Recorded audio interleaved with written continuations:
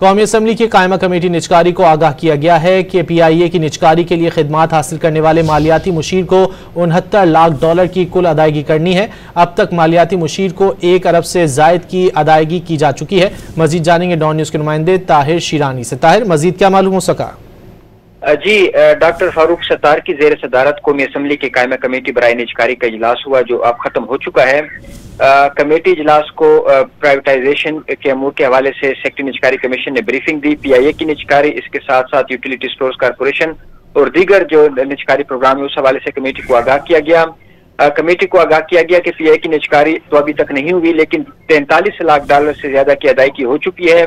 पाकिस्तानी रुपयों में 1 अरब 90 करोड़ रुपए की कुल रकम बनती है और अब तक मालियाती मुशीर को 1 अरब 20 करोड़ रुपए की अदायगी की जा चुकी है, जो 63% अदायगी बनती है।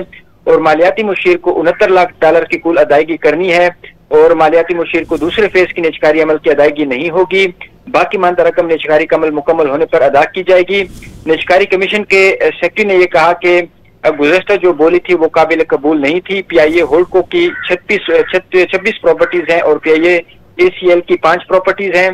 इसके साथ साथ कमेटी को यूटिलिटी स्टोर्स कॉर्पोरेशन की निजकारी के हवाले से भी ब्रीफिंग दी गई और यूटिलिटी स्टोर्स कॉर्पोरेशन के हवाले से सेक्रेटरी निजकारी ने कहा कि 2020 से लेकर 2023 तक के जो ऑडिट हैं वो आ चुके हैं।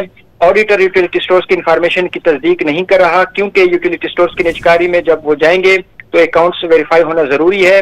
यूटिलिटी स्टोर्स कॉर्पोरेशन के हुकाम ने यह कहा कि 2021-22 की रिपोर्ट जमा करवा दी है और 2023-24 की जो रिपोर्ट्स हैं वो अगस्त तक फाइनल हो जाएंगी। फारूक सत्तार की जानिब से ये इस्तफसार किया गया कि यूटिलिटी स्टोर्स के जो मुलाजमीन हैं उनकी जानिब से एहतजाज किया गया था, उसका क्या बना। बहुत शुक्रिया ताहिर शिरानी इन तफसीलात के लिए।